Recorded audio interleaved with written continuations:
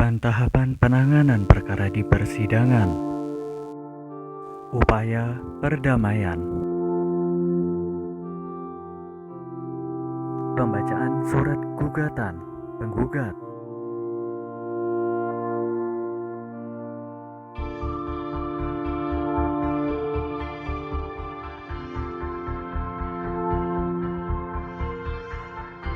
Jawaban tergugat.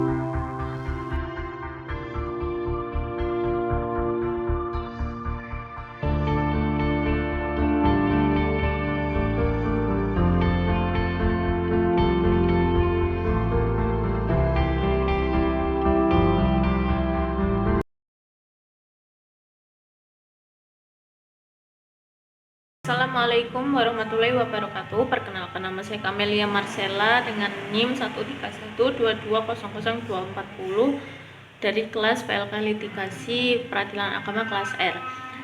Di sini saya akan menjelaskan bagaimana tahapan atau step proses perkara pendaftaran perkara di pengadilan agama. Yang pertama, pihak berperkara datang ke pengadilan agama sumber dengan membawa surat gugatan atau permohonan, yaitu berisi belangko gugatan atau belangko permohonan.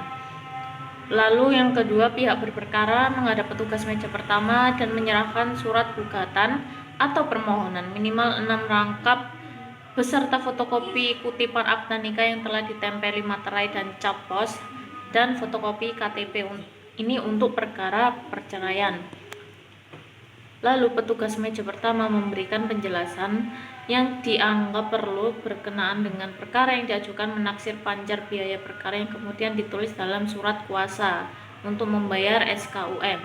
Pihak berperkara membayar panjar biaya perkara ke bank yang ditunjuk yang besarnya sesuai dengan jumlah yang tertera pada surat kuasa untuk membayar SKUM.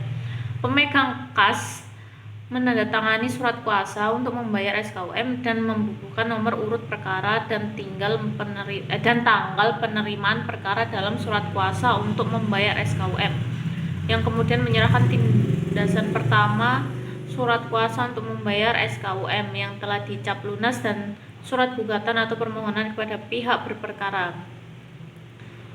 Lalu, tahapan penanganan perkara di persidangan. Perkara yang sudah didaftarkan di pengadilan agama oleh penggugat atau pemohon selanjutnya tinggal menunggu panggilan sidang dari jurusita atau jurusita pengganti. Pemanggilan oleh jurusita atau jurusita pengganti kepada pihak penggugat atau pemohon dan tergugat atau termohon dilakukan sekurang-kurangnya 3 hari sebelum sidang sudah sampai kepada yang bersangkutan dan langsung disampaikan ke alamat penggugat atau pemohon dan tergugat atau termohon seperti yang tersebut dalam surat gugatan atau permohonan. Jika pada saat dipanggil para pihak tidak ditemukan di alamatnya, maka panggilan disampaikan melalui kepala desa atau lurah di mana para pihak bertempat tinggal. Namun jika para pihak sudah dipanggil dan datang ke pengadilan agama, segera mendaftarkan diri di piket meja informasi yang tersedia dan tinggal menunggu antrian sidang.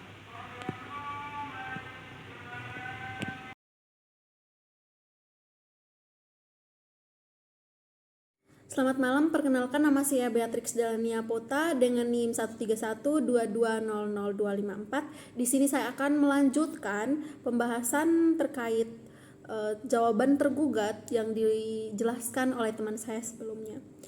Untuk jawaban tergugat sendiri, yakni setelah gugatan dibacakan, kemudian tergugat diberikan kesempatan untuk mengajukan jawabannya. Di situ mengajukan jawaban baik ketika sidang hari itu juga atau sidang berikutnya. Untuk jawaban tergugat sendiri ini tuh dilakukan secara tertulis atau tulisan sesuai dengan pasal 158 ayat 1 RBG.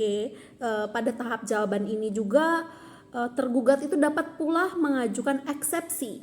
Eksepsi ini apa? Eksepsi ini kayak tangkisan atau rekompensi, yakni gugatan balik. Dan pihak tergugat tidak perlu membayar biaya panjar atau biaya perkara ini, teman-teman. Untuk selanjutnya, dalam tahap selanjutnya adalah replik. Replik yakni setelah tergugat menyampaikan jawabannya, kemudian si penggugat diberi kesempatan untuk menanggapi sesuai dengan jawaban yang diberikan oleh tergugat, sesuai dengan jawaban yang diajukan oleh jawaban tergugat, yakni dengan memberikan pendapat dari penggugat. Nah, tahap ini mungkin penggugat tetap mempertahankan gugatannya atau bisa pula merubah sikap dengan membenarkan jawaban atau bantahan dari tergugat. Selanjutnya ada duplik, yakni duplik tergugat ya. Setelah penggugat menyampaikan repliknya, yaitu kemudian tergugat juga diberikan kesempatan untuk menanggapi atau menyampaikan dupliknya. Dalam tahap ini dapat diulang-ulangi sampai ada titik temu antara penggugat dengan tergugat. Apabila acara jawab menjawab dianggap cukup oleh hakim dan masih ada hal-hal yang tidak disepakati oleh kedua belah pihak, maka hal ini dilanjutkan dengan cara pembuktian. Tahap selanjutnya adalah pembuktian. Seperti yang saya jelaskan sebelumnya, pembuktian pada tahap ini penggugat dan tergugat diberi kesempatan yang sama untuk mengajukan bukti-bukti, baik berupa bukti surat maupun saksi-saksi secara bergantian yang diatur oleh hakim untuk menguatkan dari gugatan-gugatan dan jawaban tergugatnya mereka.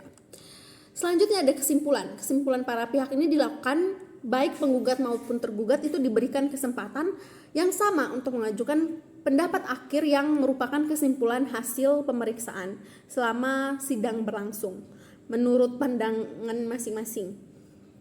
Kesimpulan ini disampaikan dapat berupa lisan dan dapat pula secara tertulis. Setelah kesimpulan para pihak, dilakukan musyawarah majelis hakim.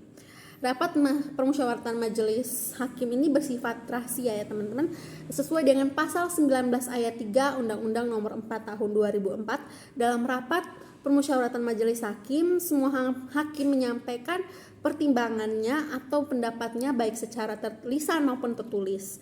Jika ada perbedaan pendapat, maka diambil suara terbanyak dan pendapat yang berbeda tersebut dapat dimuat dalam putusan. Itu kita sebutnya dissenting opinion. Setelah musyawarah hakim ada yang namanya putusan hakim. Nah, putusan hakim ini dilakukan setelah selesai musyawarah majelis hakim sesuai dengan jadwal sidang, dan tahap ini dibacakan putusan majelis hakim. Setelah dibacakan putusan tersebut, penggugat dan tergugat berhak mengajukan upaya hukum banding dalam tenggang waktu 14 hari. Maka setelah itu apabila penggugat tergugat tidak hadir saat dibacakan putusan, maka jurusita pengadilan agama akan menyampaikan isi atau amar putusan kepada pihak yang tidak hadir, dan putusan baru berkekuatan hukum tetap setelah 14 hari amar putusan diterima oleh pihak yang tidak hadir tersebut. Untuk di sini untuk perkara cerai talak masih ada sidang lanjutan. Catatan kecil ya teman-teman, untuk perkara cerai talak itu masih ada sidang lanjutan, yaitu sidang pengucapan ikrar talak, dan ini dilakukan setelah putusan berkekuatan hukum tetap atau BHT. Kedua belah pihak itu akan dipanggil lagi ke alamatnya untuk menghadiri sidang tersebut. Demikian dari saya, sekian dan terima kasih.